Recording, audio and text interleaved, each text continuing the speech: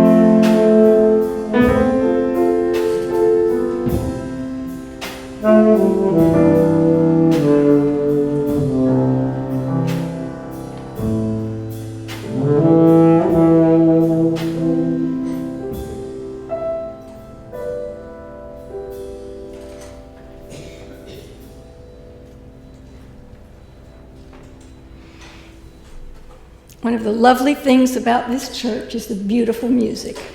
Thank you. Please enter with me into a moment of reflection or prayer. Gracious and loving God, we have come together today as a community of family and friends. We have suffered a hurt, and we feel the need to be with one another. While we come to grieve, we have come also to celebrate Charlotte's life. Let the faiths that sustain us separately meld into a unity of the most human and the most universal, where differences dissolve in the awe-inspiring yet wonderful harmony of this moment. Before the wonder of living and dying, we are humbled. In the midst of our sorrow and grief, we feel a river of sacredness. Out of our memories and unending affections flows a thanksgiving. In our gathered concerns and compassion, healing begins. Excuse me. Let the gifts of courage, wisdom, and thanksgiving come to each of us and swell among us today and in the days to come. Courage to face Charlotte's death. Wisdom to speak openly and honestly about our loss. And thanksgiving for Charlotte's life. Amen. Let us join together in singing. The choir will help us, and it should be familiar.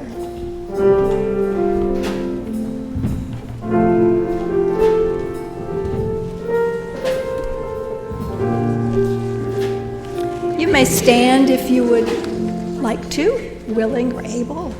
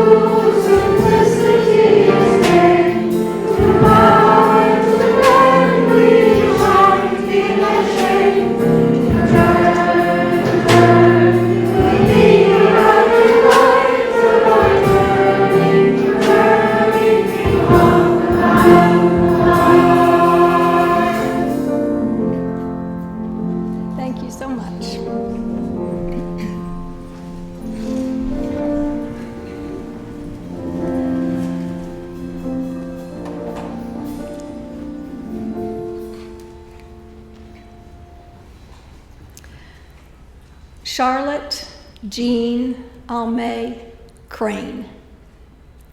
She was born on June 13th, 1933, and died close to 1 month short of her 91st birthday. A year ago, I understand she had a grand celebration for her 90th birthday, and 2 weeks ago, she was here in church. Charlotte lived life to its fullest, and she made a difference. Not only did she live many years, she made every one of them count. Charlotte was born in Madison, Wisconsin. She was the middle child of Francis and Perry Alme. Her older sister was Evelyn Schmidt, and her younger brother is Richard Alme, who is here with us today, and his wife Jan. They grew up in Lodi, just outside of Madison. Charlotte had 3 children, Ellen, Scott, and Brian. Sadly, the family lost Brian in 2021. If you knew Charlotte as someone who baked amazing cookies, and for sure she did, you might imagine that as a young woman and mother, she was content to stay in the kitchen and bake cookies. Not so. Charlotte was a woman ahead of her time who always worked and served others on a wide scale. She was career-oriented. And hearing Ellen talk, I got the impression she was somewhat impatient with people who were less dedicated to their work. A day off was a day wasted. Charlotte was a writer, especially of poetry, and she was a published author. The information about the author in the beginning of one of her books is a tribute to her profession and dedication to work, so I'm going to read from that. Charlotte Crane has been writing poetry for decades, not because that was her profession, but simply because she loved doing it. So at last, here is her first book of poetry. Writing was the connection between her passion for poem and her devotion to story, for the business of journalism, especially the daily newspaper, was her profession. She was the business editor for 26 years and then a columnist for the Pensacola News Journal, followed by 19 years as a regional correspondent for the Florida Trend magazine. Growing up in Lodi, Charlotte spent her teenage summers as a reporter for the weekly Lodi Enterprise. She then wrote society news for the Daily Capital Times in Madison while she was in college. She graduated from the University of Wisconsin with both a bachelor's degree and a master's degree in journalism and moved to Florida soon afterwards. As a PNJ journalist, her coverage was broad and her awards were many. As a PNJ journalist, her coverage was broad. Named the Small Business Advocate of the Year by the U.S. Small Business Administration in 1999, she was also named Print Newsperson of the Year by the Florida Farm Bureau for her outstanding coverage of agriculture in 1997. So this book of poetry was not her first book. Her published works include a family memoir, Our Family, Our Times, Chasing Butterflies, published in 2015, a book of fiction, The Tales of Aunt Mattie, published in 2018, and 2 editions of the History of Pensacola Habitat for Humanity, the first covering 1981 to 2011 and second 1981 to 2018. A History of Community Chest, United Fund, and United Way of Escambia County was a joint effort by Charlotte Crane and John Appleyard. She also contributed poetry and prose to the Emerald Coast Review. Quite a list of accomplishments. Charlotte's poetry reflected her connection to the natural world, all the living and non-living things it encompasses. She appreciated beauty in all its forms and was dedicated to taking care of the earth and its inhabitants. Charlotte grew up on a farm with cows, and it really disturbed her that the cows were killed for food. She vowed never to eat beef and kept that vow. She looked after stray animals and left the table scraps for whatever animals visited her yard. This was not always appreciated by the neighbors. She looked after people also, to the extent that sometimes it worried her loved ones. She gave time and money to numerous organizations. It brought her great joy to bake cookies for the children at the Gulf Coast Kids House. Charlotte spent some time in the hospital a month or so before she died. She was not happy there. She wanted to go home. She missed her cat. The food was horrible, and they didn't even bring her coffee. Scott inquired as to whether or not she had asked, and she said no. When she was ready to leave, she was ready to leave. Scott and Ellen pleaded with Charlotte and the hospital to keep her there until they could get to Pensacola to take care of her. The nurses and doctors said if she was cognizant and insisted on leaving, they could not force her to stay. And Charlotte was determined. So Lisa picked her up, took her home, took care of the food that had been delivered, fixed her a meal, settled her in comfortably with her cat, Leonard, and stayed with her until Scott arrived. Later, Charlotte admitted that she realized she did need someone to help her. She was so weak she could hardly stand. But she was delighted to be home and so was Leonard, happy that she was there. He was her constant companion, loyal to the very end. They played a little every evening, and when it was time to sleep, he followed her to her room and settled in at the foot of her bed. I would say Charlotte made full use of every day that she was given, every moment of every day, it sounds like to me. She took in and gave back in myriad ways that reflected her values. She had a wide variety of diverse interests. Her love of music spanned genres from classical to country and gospel. She attended local music events in concert halls, churches, even clubs with live music. I believe Lisa called one a honky-tonk. She kept up to date on the news, politics, local and world events. She read magazines, scoured the newspaper to the degree that she found all the typos. Played the brain teasers, jumbles, crossword puzzles, and she was the champion of Scrabble. She kept all her scores. On one occasion, I think only once, Bob Williams actually beat her. And he was so proud that he brought the score home to show Lisa, his daughter. She posted it on the refrigerator next to her children's artwork. When Scott thinks of his mother, he pictures her at the house or in her office working on her computer, and also in the kitchen, making dinner and baking cookies. Ellen imagines her on the couch with the cat at the end of the day.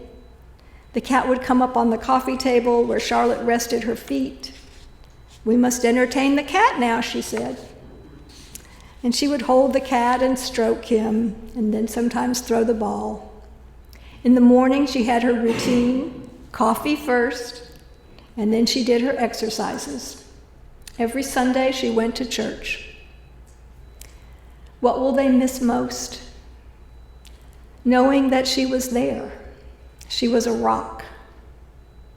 Scott called her at least every week or more often. She checked in on his life.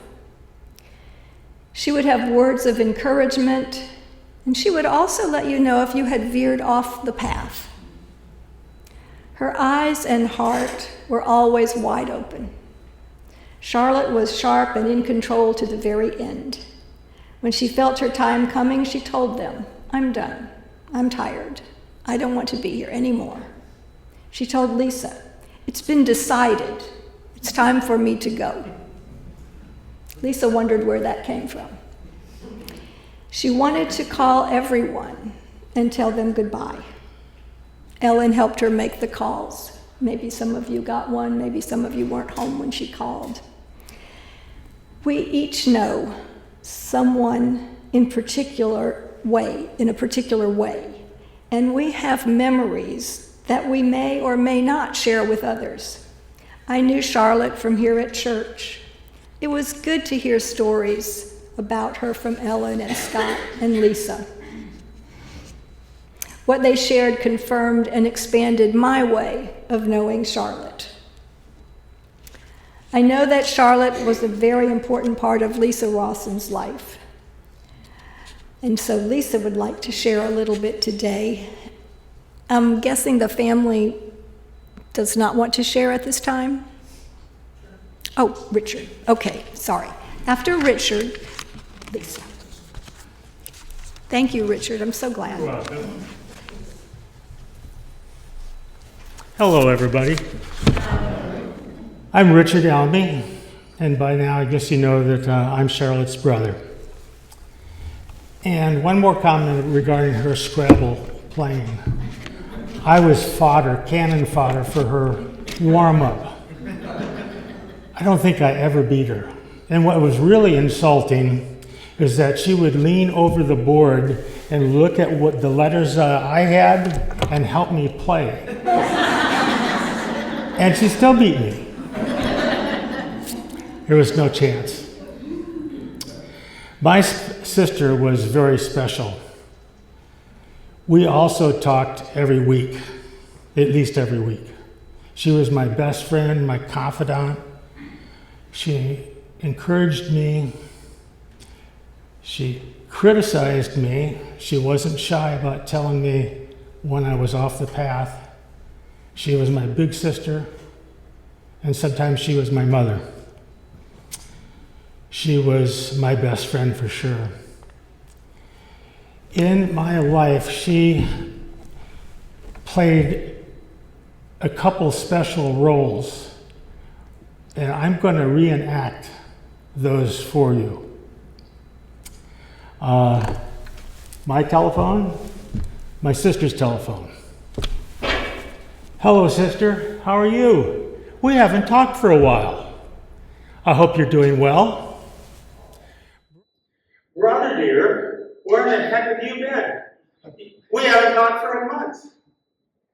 You're not paying attention to your sister. I'm sorry, sister. I've got some great news for you, though. Okay, brother dear, let's hear it. I'm going to college, and I'm sure that that's going to make you very happy. Well, brother dear, where are you going? You going to go to University of Wisconsin like I did? No, sister dear. I'm going to go to the Pensacola Junior College, and I'm going to live with you. Huh? Sister, it's only for 4 years. You'll hardly know that I'm there. Huh? Brother dear, you're welcome to come join me and get educated. You are special, your family. I moved down to Pensacola and got settled, kinda. And about 3 weeks into classes, I caught sister in the kitchen. And we had a conversation. I had some information I wanted to share with her. That information was that I was going to drop out and go back to Wisconsin. I can remember the conversation very well. I will have to edit it a little bit regarding what she said, because she was my critic, and I think my mother at that time. She basically said there was no way that I was going to do that. I was going to stay in school. And 4 years later, I graduated with my undergraduate degree, and 2 more years later, I had my MBA. I didn't get that degree. My sister got both those. She kept me in school. It was her words and the kick in the ass that I got that kept me there. So when I say she is special, she's very special. And I love her very much. Now, sister dear, I want to say a few, Oh, sorry. Sister dear. I'm sorry I edited this a little bit. Hopefully you'll forgive me. I do love you. Take care. Say hi to the relatives. Oh, some won't talk to me? It's all right. Thank you.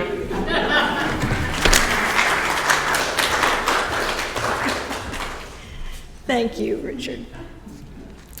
And as I said, Charlotte became a really important part of Lisa's life when Bob and Charlotte got together. And so Lisa would like to share as basically part of the family today.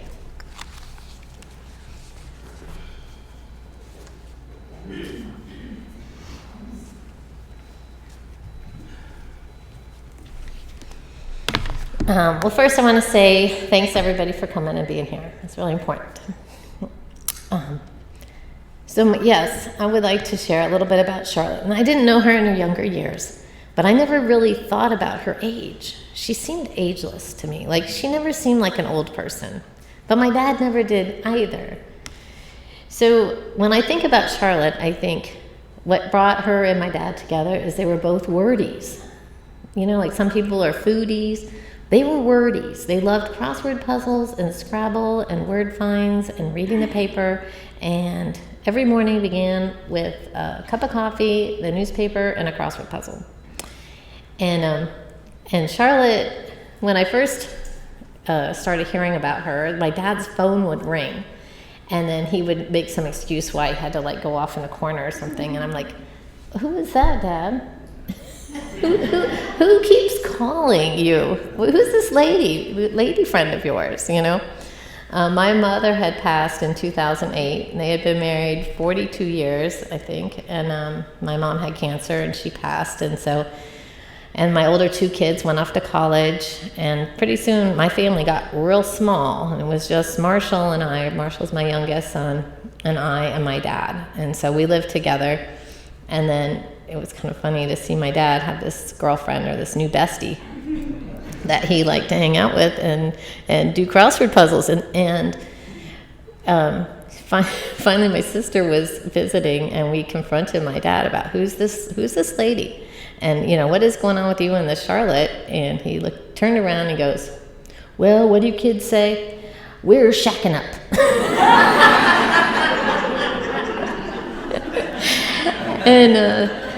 And they were. And I love this picture right here. I'll invite you all to come up and look at this one later. But this one, to me, shows two people in their 80s, believe it or not. But they look like teenagers, acting like teenagers, competing like teenagers. And Charlotte was smart, right? If you didn't get that. And she was intellectual, and so was my dad. My dad's valedictorian. He thought himself quite knowledgeable and refined and educated, but Charlotte put him through the ringer. And those two like to compete, and they like to exchange witty comments and things. So, and here I think your mom, I just imagine her having said something that just bested him, and him looking at her, with that look of, man, she got me again. But the two of them. At least I understand that look. Okay. Yes. And so 2014 is when my dad and Marshall and I moved back to Pensacola. We lived here in the 90s, but we've been gone 15 years. So when we came back, we didn't know anybody. And it was so great when my dad started to meet Charlotte, because she was so connected. And she knew everybody. And my dad loved that. He's like, oh my God, she takes him everywhere. And whenever there's an event or something, they go places. And he was getting introduced to all kinds of people and in the community. And all he had to do was just, go along. And so I would say his 80s were amazing. These two went to more concerts and more political events, and the League of Women Voters, and the Impact 100, and you name it, they were there. And they read the paper together, and so they knew all the activities that were going on in the community. And Charlotte is a leader, in case you didn't quite understand that. And my dad is a great soldier and a follower. And she planned all kinds of events for them to do. And she told him where to be, when to be, how to be, and what to wear. And he would go right along with it and have a ball. But the problem was, I think from my dad's perspective, is I was going through a divorce. So he's got this daughter at home, and I'm like, God, my dad has more dates and more activities and more parties to go to than I do. And he would feel sorry for me. So he would invite me along on their dates. So I went to a lot of dates with my dad and Charlotte. I went with them to a lot of free concerts and political activities and things in the community, and I don't know, you name it. My dad and I and Charlotte did it.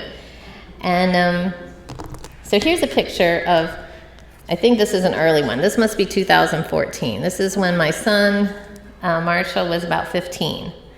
And he had lost, his grandma, and all his siblings were gone. And it was just me and Grandpa until Charlotte got into the picture. And she filled a special role for him in helping make our family more whole. And I think he wanted me to say today that, he's really appreciative.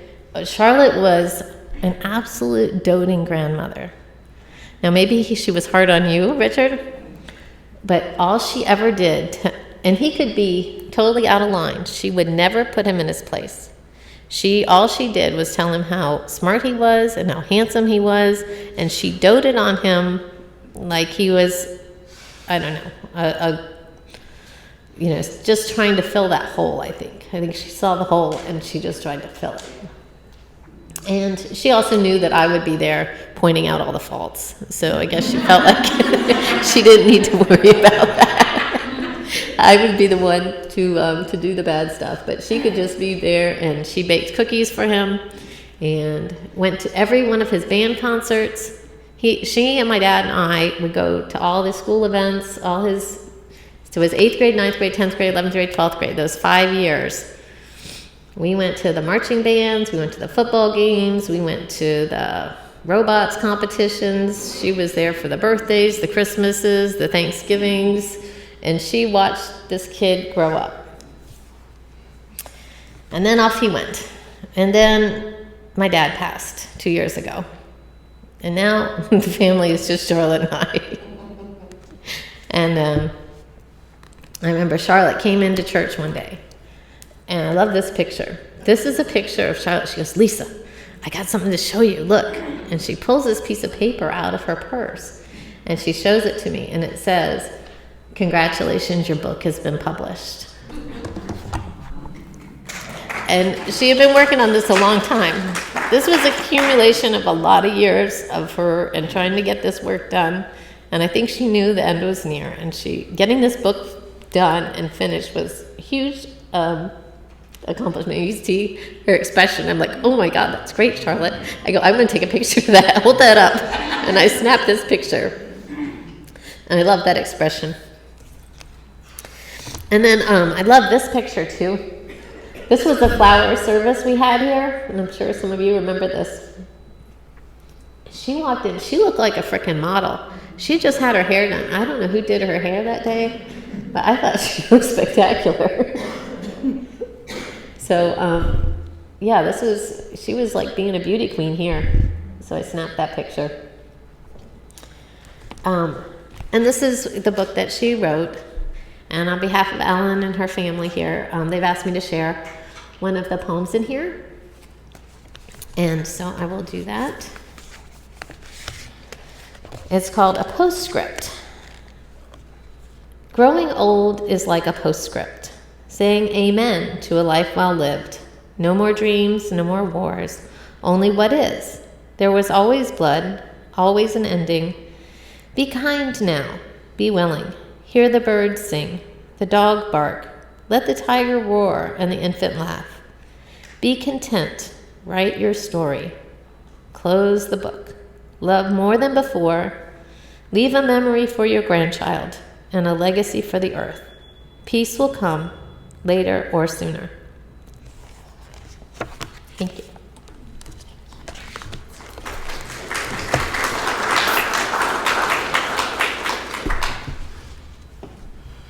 Thank you, Lisa. Such a rich life, so many memories.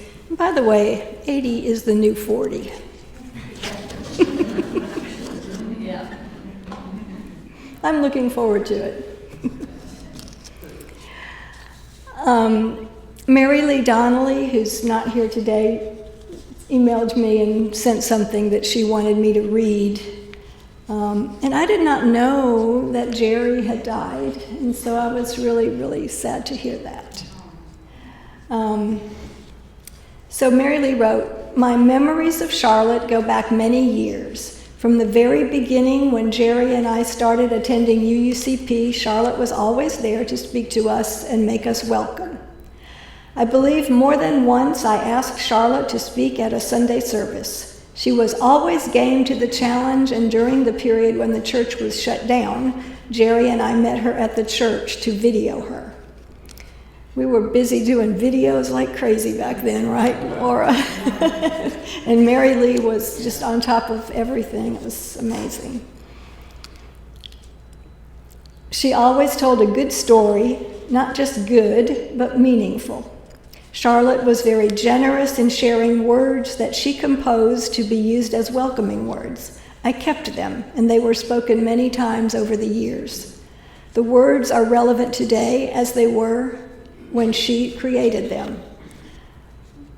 Jerry and I joined the lunch bunch and found Charlotte and Bob to be very good companions at our monthly meets. I will miss Charlotte and will remember her always fondly. So we're here today to celebrate this woman who had many interests, talents, and friends. And in the sharing, we bring different facets of her life to light. And together we create a picture, a more total picture of her. We don't have a lot of time left, but if there are some of you here today who would especially like to share a memory, an anecdote, or something about Charlotte, you are most welcome to come and do that at this time.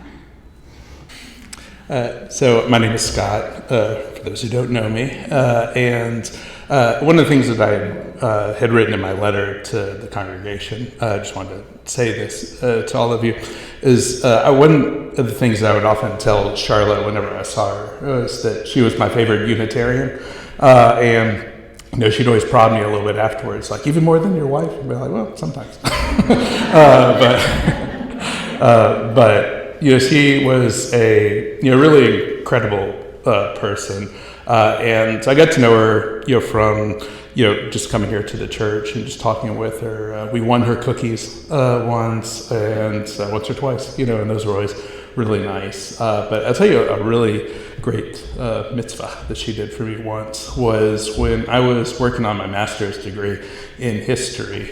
She volunteered to read my thesis. And not just read it, but to edit the thesis. So she went through my entire thesis, which was about 150 pages long, typos. She found all the typos. And she found every little line in there, but still gave it back with a lot of encouragement, even though I could look at it and see that red pen, throughout that whole document and point out all the little spots where I could correct this and correct that. But still, she gave it back in that really encouraging way. I was thinking when you were saying that she was a doting grandma, that she was a doting editor too, which you don't have very often. And to have somebody who is willing to read a thesis, and you're not paid for it, speaks to her, her broad interest. The thesis was on the 60s underground press in Pensacola, and when I knew that she was writing for the news journal, I thought maybe she was writing things of a similar nature, and it wasn't. And when I go back to do research on various articles, I'll pull up newspaper articles on Georgia Blackman, for instance, who owned the bookstore Gathering Awareness, and it was fun to look at the article and then to be able to come in a couple days later in church and say, hey, Charlotte, I saw your article. Really? When? It's like, well, it's about 20 years ago, but I got to read it. It was really good. And she was just a really, really, warm and nice person. She'd always point out the articles that I wrote. She invited me, I think it's her or Bob, had invited me to come speak at one of, I think it was Bob's retired civil servants organization. So it's just constantly, out there and just really, thinking about you, sometimes that you would remember more about the things that were going on in your life than sometimes I would remember myself. So she'd come up to me and say, how's this going for you? And I wouldn't even remember what she's talking about, but somehow she'd remember, this thing from a while back. And I said, oh yeah, I forgot about that. Good. It's going well.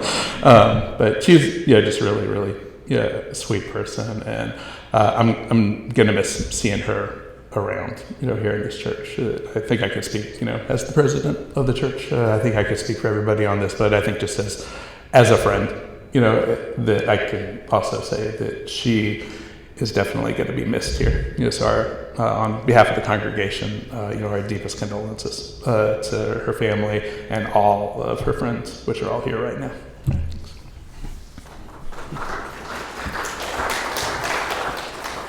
Thank you, Scott. And Barbara has something to say, and then Dolly after Barbara. Thank you. I'm Barbara Wright, And I've joined this church a little over 2 years ago. And Charlotte and Bob were the first two people I met when I came here. And they just went out of their way to welcome me and make me feel welcome. And then each time I came back, they went out of their way to talk to me. And, you know, they're one of the reasons, well, one of the many reasons that I stayed, because I really felt happy to be with them. I was always so excited to see them. And they were such a sweet couple. And I just thought, that's so wonderful to be at that age and to have a boyfriend and girlfriend. I just loved it. One day I heard Charlotte, she was sitting at the table in the foyer, and she said, I'm celebrating my birthday tomorrow. I'm going for a lunch. Well, my birthday was tomorrow, too. So I said, when's your birthday? She said, June 13th. I said, so is mine. And then she said, and you know who else has a June 13th? Jack Comstock. So the three of us were born on June 13th. And not the same year, but the same day. And then Charlotte, as I got to know her, she talked to me about Scrabble, and I like to play Scrabble. So I would go to her house and play Scrabble, too. And that was something that we did on Fridays. And she beat me every time. Yeah, she was a wonderful Scrabble table. But I also learned from her I hadn't played in a while, so it was wonderful to do that again and spend time with her and get to know her, and I will miss her. Thank you.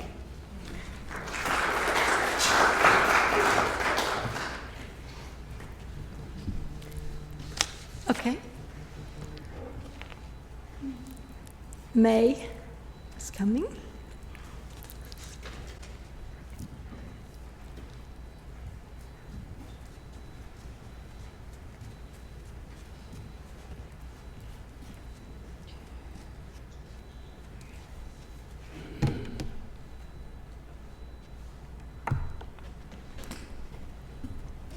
Charlotte is one of the three musketeers. Mary Ann Kelly is one, and May O'Shea, that's me, is the third musketeer. That's what we called ourselves. We did a lot of things together. Charlotte and I talked almost every day. She'd call me up and ask me all kinds of questions, mostly psychological things. I'm attracted to people by the intellect.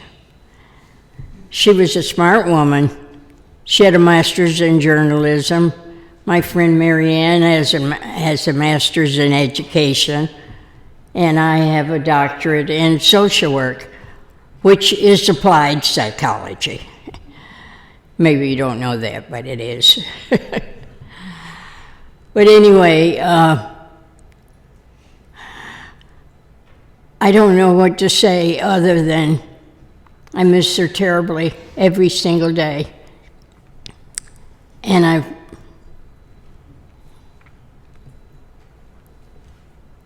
that's all I can say.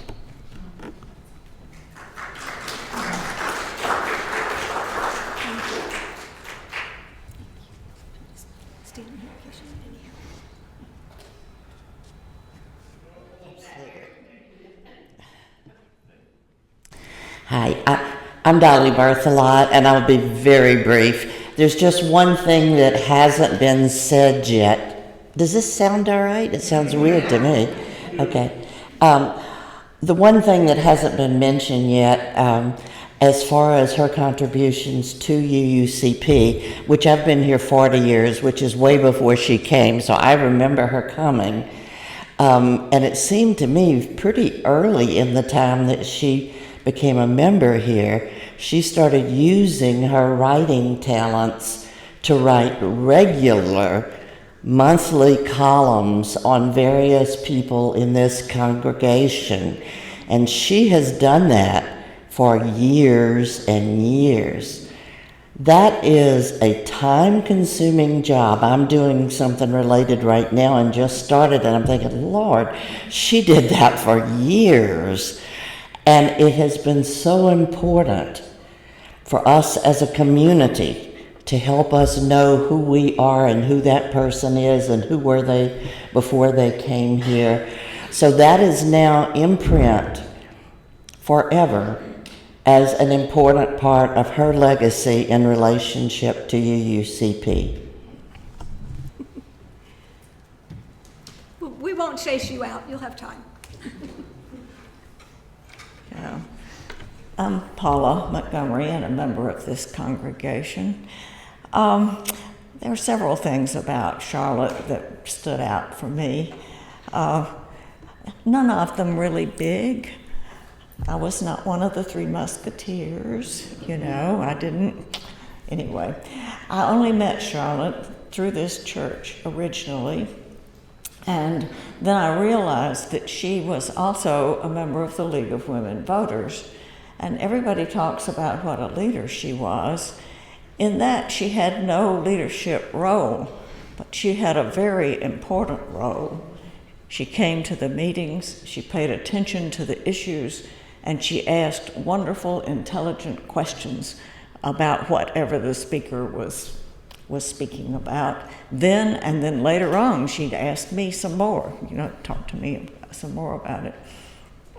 The other thing the other relationship that I had with her was I would have to fight with Scott and Lauren for the cookies.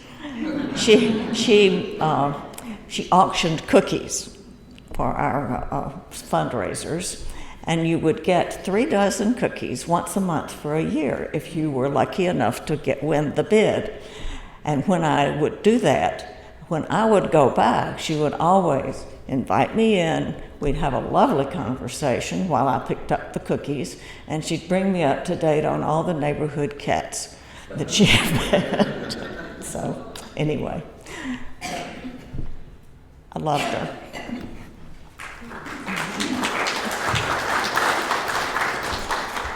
Thank you, Paula.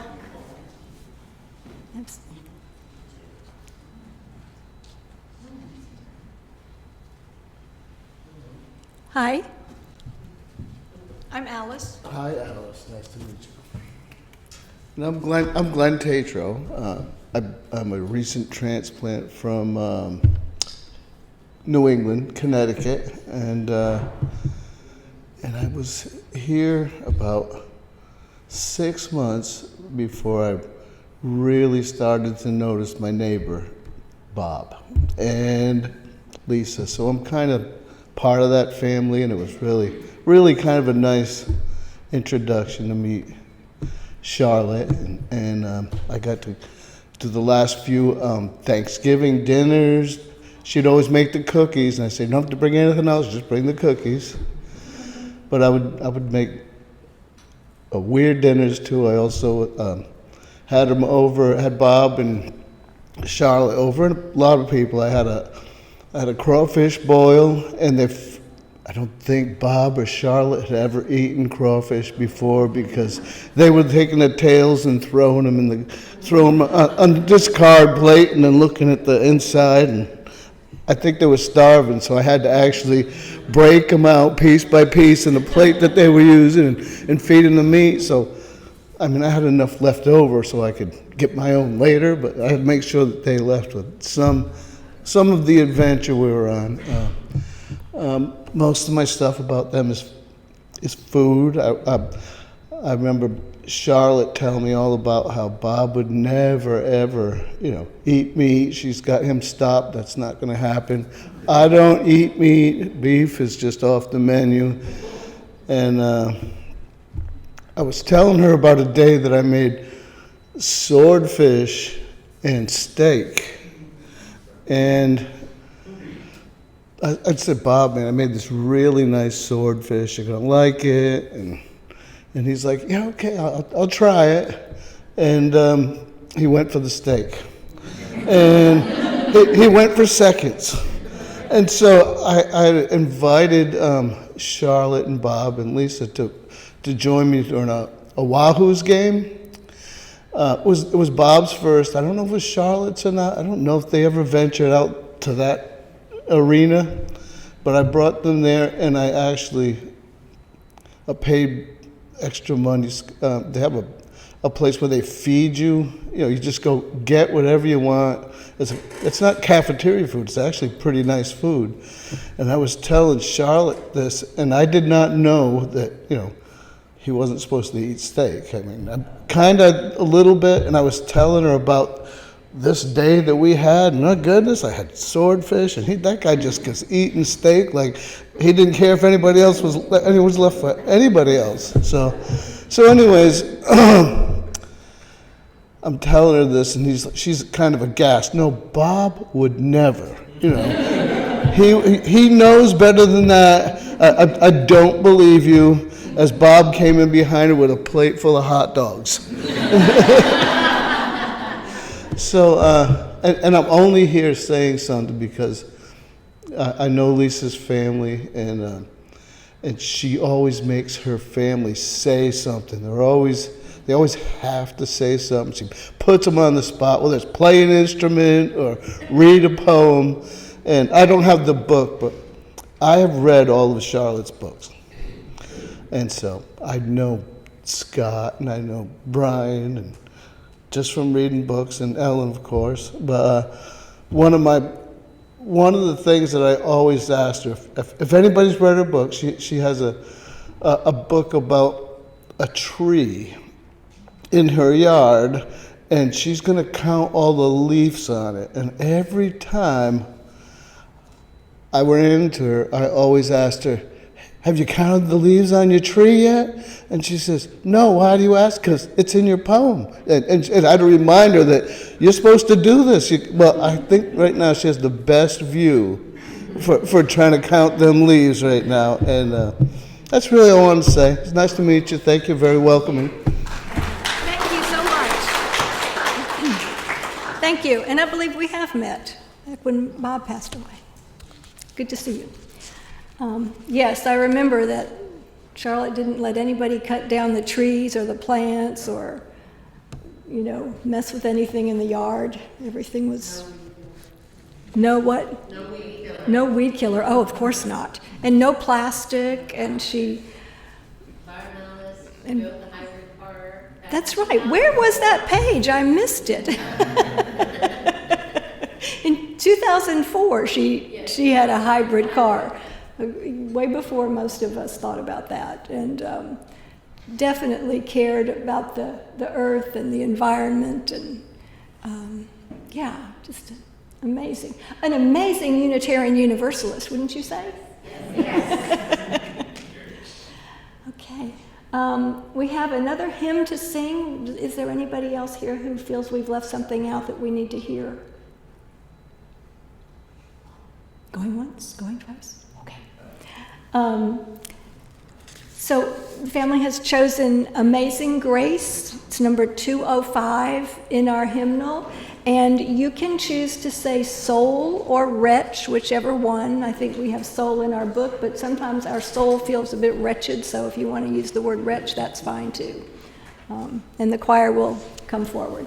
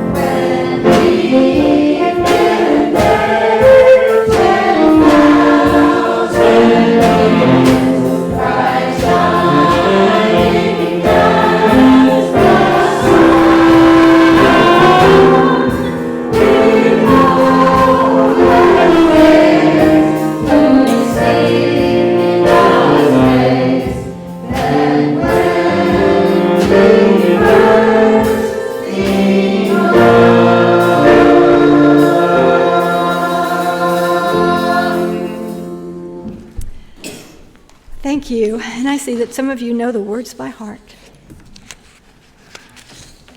I have a benediction. If so much that is so precious can be so easily lost, let us more dearly cherish all that remains. The love we can no longer give to our beloved, may we give to those in need. Whatever we have known and loved becomes a part of us and is ours forever. While all about us and within us there is mystery, and the mystery shines with a light that reveals to us all that is beautiful and good. That beauty endures, that goodness reigns, that love outlasts time and death and all the stars. Live in love, die in love.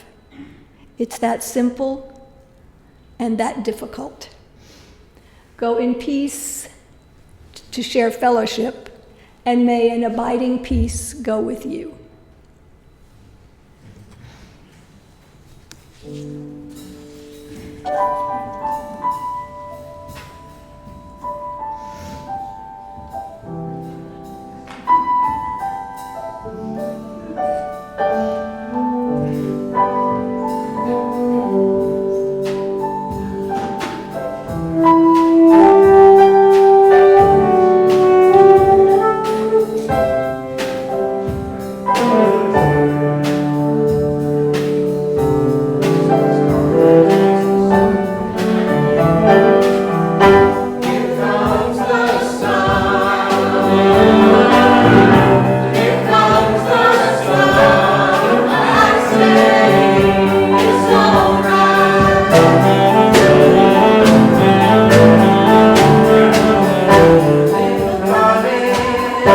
It's been a long, long, long